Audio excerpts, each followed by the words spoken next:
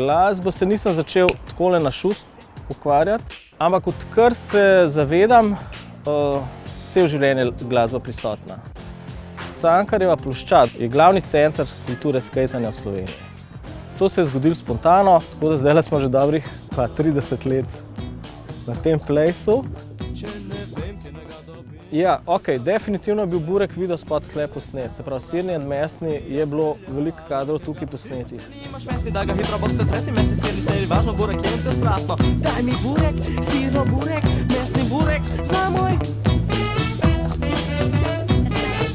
Moji teksti se definitivno naslanjajo na to, kar živim. Konkretno o sami Ljubljani sem veliko pisal.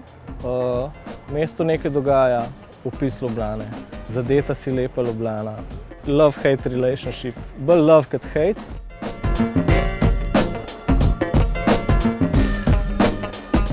Koncertni prostor Križanke je zelo pomembna in znamenita lokacija v Ljubljani.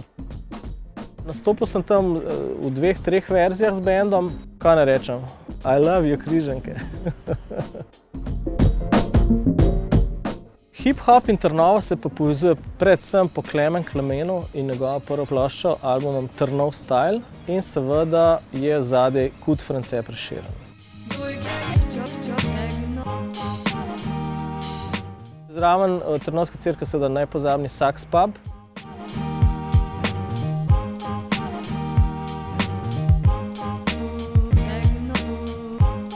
Recimo Američani, ki pridejo sem, se ne morejo verjeti, da tle ni orožja, da se lahko sprostijo, da hodijo okoli. Ne samo Američani, bilo kdo, ki živi v državah, kjer je veliko nasilja.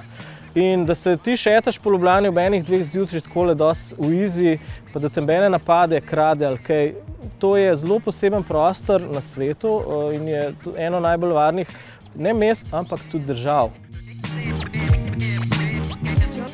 Trubar je lokacija na Trubarjevi, bivša, sedanja centralna postaja, je bila kar pomembna točka za srečevanje full artistov slovenskega hip-hopa. Mogoče še po eni strani bilo bolj zanimivo kot DJ lokacija, ker se je veliko DJ-al tudi tam.